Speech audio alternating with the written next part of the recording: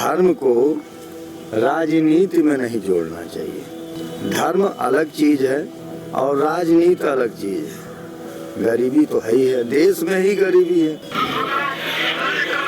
खाली दुकानें नहीं हटाने दी गई है।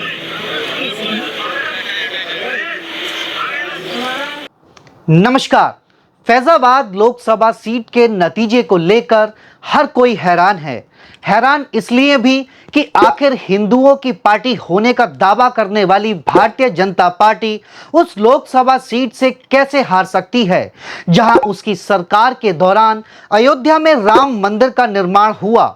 राम मंदिर में रामलला की प्रतिमा की प्राण प्रतिष्ठा भी ऐसे वक्त में हुई जब इसी साल देश में आम चुनाव होने थे, लेकिन बावजूद इसके बीजेपी को यहां करारी हार का सामना करना पड़ा, जो अब बीजेपी के गले नहीं उतर रहा है। आखिर वजह क्या थी? लोगों को राम मंदिर तो मिल गया था, फिर क्या चाहते थे लोग? इसे जानने की कोशिश करते हैं। पूरा बना रहा लेकिन यहाँ गुमटी तोड़ दिए, छप्पर तोड़ दिए हैं। बहुत भारी छप्पर धरा था। 30-35 हजार रुपया हम लगा के बनवाए थे। मैडम, हम लोग यहाँ के मूल निवासी हैं। अब आप देखिए, कोई योजना हम लोगों के लिए नहीं है। बस योजना है भी तो सिर्फ दिखाने के लिए। और दूसरी चीज, हम लोग मुगल जमाने से, अंग्रेज शासन से हम लोग यहाँ पे रह रहे हैं और यहाँ की शासन प्रशासन बोलती है कि हम लोग अनाथराइज बसे हैं। आपसे गुजारिश है, वीडियो बहुत बड़ा नहीं है, कृपया बने रहिए।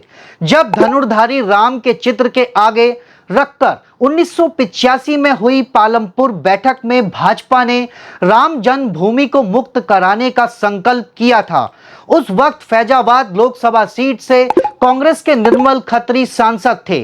साल 1989 में भाजपा पूरी हिंदी पट्टी में छा गई, लेकिन उस वक्त भी फैजाबाद से भारतीय कम्युनिस्ट पार्टी सीपीआई के मित्रसेन यादव चुने गए और अयोध्या विधानसभा सीट से जनता दल के जयशंकर पांडे, विनय कटियार 1991 की लोकसभा चुनाव में फैजाबाद से सांसद चुने गए और इस साल फैजाबाद की 5 विधानसभा सीट पर भाजपा ने परचम लहराया। 6 दिसंबर 1992 को बाबरी मस्जिद को ढाया गया तो प्रधानमंत्री पीवी नरसिम्हा राव ने उत्तर प्रदेश की कल्याण सिंह सरकार को बर्खास्त किया। साथ ही में सभी भाजपा शासित राज्यों मध्य प्रदेश, राजस्थान और हिमाचल प्रदेश की सरकारों को भी गिरा दिया। राम जन्मभूमि मुक्त कराने को लेकर पूरा देश भले ही आंदोलित रहा हो, लेकिन फैजाबाद शांत रहा। 1994 में विधानसभा के चुनाव में भारतीय जनता पार्टी को अयोध्या छोड़कर बाकी की 4 विधानसभा पर हार का सामना करना पड़ा और 1996 में विनय कटियार एक बार और चुनाव जीते। साल 1999 में विनय कटियार फिर सांसद चुने गए तो वहीं 2004 में अटल बिहारी वाजपेयी के शाइनिंग इंडिया मुद्दे को लेकर विनय कटियार फिर बसपा से चुनाव लड़ रहे मित्रसेन यादव के आगे हार गए। मित्रसेन यादव सीपीआई से सपा में गए, फिर बसपा में चले गए। साल 2009 में यहां कांग्रेस से निर्मल खत्री जीते। 2014 और 2019 में भाजपा के लल्लू सिंह। इसी बीच 2017 में उत्तर प्रदेश में योगी आदित्यनाथ की पहली सरकार आई। उस वक्त अयोध्या की 5 सीटों पर भाजपा ने फिर परचम लहराया, जिसके चलते अयोध्या को नगर निगम का दर्जा भी दिया गया। 2019 में राम मंदिर के हक में फैसला आया। 2020 में भूमि पूजन हुआ। अयोध्या में विकास का खाका खींचना शुरू हो गया। यहां ताबड़तोड़ निर्माण कार्य शुरू हो गए, लेकिन साल 2022 के विधानसभा चुनाव में भाजपा यहां 5 विधानसभाओं में से 2 विधानसभा गोसाईगंज और मिल्कीपुर हार गई।